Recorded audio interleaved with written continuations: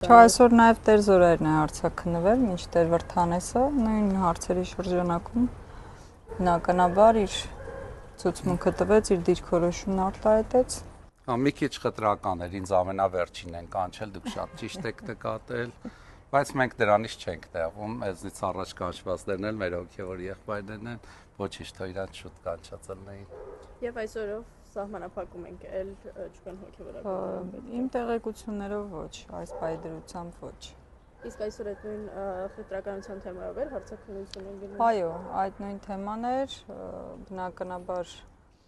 այդ օղակը այսօր երևի մենք փակեցինք արդեն։ Նշեմ նաև, որ ծանր հանցագործությունների վարչությունում քննվող այն Արագածոտնի թեմի վերաբերել գործը եկել է այս վարչություն եւ միացել է այս վարույթին։ Հետևաբար այսուհետ այս վարչությունում է քննվելու այդ գործը։ Այսպես։ Իսկ ինչին կարող ենք սպասել ապագայում, ինչ զարգացումներ կարող են լինել այս գործի։ Չեմ կարող ասել, բայց գործը ամբողջությամբ անհիմն է։ Նախ միջամտությունը եկեղեցու ներքին կյանքին, որը ինքնին Հայաստանի Հանրապետության եւ Հայ առաքելական Սուրբ եկեղեցու միջև հարաբերությունների մասին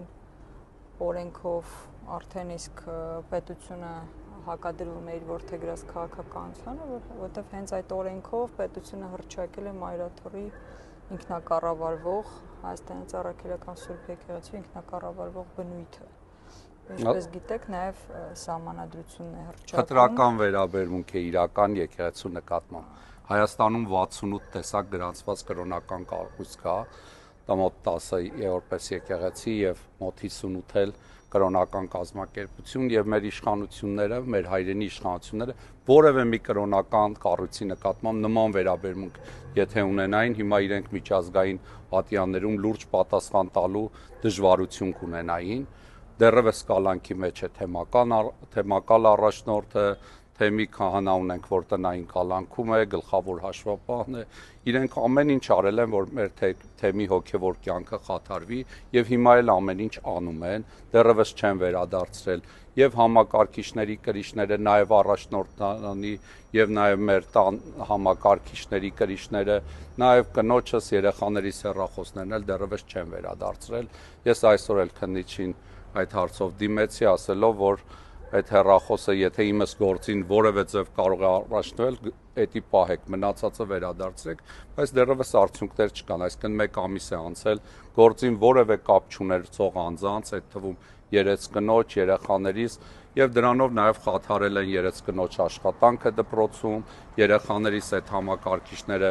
բարձրագույն կրթություն են ստանում, երեխաների կրթական կյանքն են խաթարել, տղաս IT ոլորտում է սովորում, ռադիոհաճախականություններ, սարքավորումներ, աղջիկս ճարտարապետականում է, այդ համակարգչի կրիչը իրեն շատ անհրաժեշտ է եւ նաեւ մնացած հեռախոսները։ Մենք այս պահին հնարավորություն չունենք եւս 3 համակարգիչ եւ 6 հեռախոսներ գնելու։ Ձեր պատկերով ինչու են հենց դες օրինակ կանչել այդ վկաների շարքում, ինչու եք այսօր ստեղ։ Որովհետև Արագածոտնի թեմի քահանա եմ, խտրական վերաբերմունք է, եթե Արագածոտնի թեմի քահանա չլինե, ինձ չէին կանչի։ Արագածոտնի բոլոր թեմի քահանաներին իրենք այս խտրական վերաբերմունքով կարճել են եւ փորձում են որևէ կերպ գործ սարքել, այսպես ժողովրդական լեզվով ասած, Մկրտիչ Սրբազանի դեմ։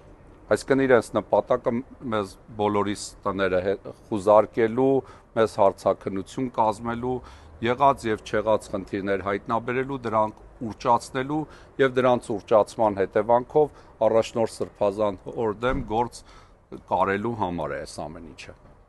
Իսկ դուք նշեցիք 5 շաբթի օրը, որ ձեր եզրակացությունով ցուցմունքները կարգառույց եղած Ստեփան Ասատրյանն է տվել, բացի այդ ցուցմունքներից էլ ինչ փաստարկներ կան այս պայդրությամբ, որոնք չեն կարող ասել նախաքննական գաղտնիք է, դեռևս վարույթի ընթացքի մեջ է, չենք կարող ասել։ Այո, իմ կարծիքով Ստեփան Ասատրյանի ցուցմունքի հիման վրա է իր դժգոհությունների, որ իր նկատմամբ խտրական վերաբերմունք է եղել Արագածոտնի թեմի առաջնորդի կողմից, ընդհանրապես Արագածոտնի թեմում, բայց որևէ խտրական վերաբերմունքի մասին խոսքնել չի կարող, պարզապես թեմակալ առաջնորդի կողմից իր ծառայության նկատմամբ լուրջ վերաբերմունք է եղել եւ ինչպես որ ցանկացած քահանայի վարքագծի կհետևեր եւ ցանկացած կարգազանց քահանայի նկատմամբ պատասխանատվության միջոցներ կձեռնարկեր, նույն կերպ նաեւ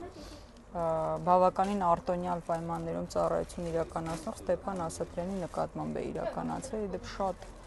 արտոնյալ պայմաններում է ծառայել, շատ լավ եկեղեցում, շատ նշանավոր, այո, եկեղեցում,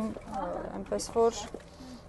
որևէ խտրականության մասին խոսքն չի կարող, գործ է, որը ճակատագիր չունի իմ գնահատմամբ։ Նույնիսկ Ստեփան Ասատրյանի հայտարարությունները ես կարծում եմ նախապես պատրաստվել եւ իրեն տվել էին, որպեսզի ինքը այդ հայտարարությունները անի, հակաեկեղեցական է շարժումը որ կա, այդ հարցումները արդեն հայտարարությունը իրեն գրած պատրաստի տվել են, իրենց գրածի հիման վրա ինքը հայտարարություն է արել եւ այդ հայտարարությունով խուզարկություն են արել մեր բոլորի տներում, հեռախոսներում, համակարգիչներում եւ փորձում են այն գործ ստեղծել չեղած տեղից։ Այսինքն իրենց նպատակը հենց գործ ստեղծելն է։ Եվ Ստեփան Ասատրյանը չնայած բավական լավ տեղում էր, բայց հավանաբար նաեւ օգտագործել են ավելի իր մարդկային տեսակը, որ այդ տեսակն է, եւ այդ տեսակը դարձել է իրենց ձեռքին գործի եկեղեցու դեմ պայքարելու համար։ Տեր Վարդանես, դուք երբևէ եղել եք ականատես ինչ-որ խտրականության եկեղեցու մասին։ Եկեղեցին ինքը այդպիսի խտրական վերաբերմունքներ չունի որևէ մեկի նկատմամբ, թեմում քահանաների պետք շատ կա, այսպես ասեմ, թեմում ընդամենը արագածոտնի թեմում 20 քահանա ենք ծառայում եւ եթե մեկ-երկու փոքրիկ խնդիրներ էլ ունենք, թեմակալ առաջնորդին պետք չէ որ այդ մեկ-երկու փոքրիկ խնդիրով մեր հանդեպ որևէ վատ վերաբերմունք դրսևորի։ Այսինքն ինքը ավելի շատ քահանաների պակաս ունի Մկրտիչ Սրբազանը, քան թեմում քահանաներ ունի եւ եթե մեծ թերություններ մենք չունենանք,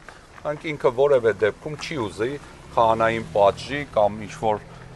հարցը ներկայացնի կարգապահական։ Այսինքն նման իրավիճակ անհնար է ուղղակի եկեղեցու մեր հայաստանյան թեմերում մանավանդ քահանաների մեծ բաց կա։ Այսինքն Երևանում պատկերացրեք շուրջ 30 քահանա է ծառայում Արարատյան թեմում, բայց օրական մահանում է մոտ 60 մարդ։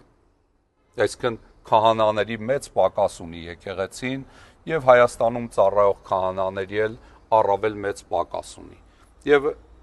այս իրավիճակում նաեւ հակաեկեղեցական շարժման արդյունքում եկեղեցին բազում նաեւ դժվարություններ ունի, ամենօրյա հալածանքներ, իշխանության կողմից վարկաբեկիչ տեղեկություններ հրապարակել, ազգային ժողովի ամբիոնից սկսած հակաեկեղեցական հայտարարությունների համար օգտագործումը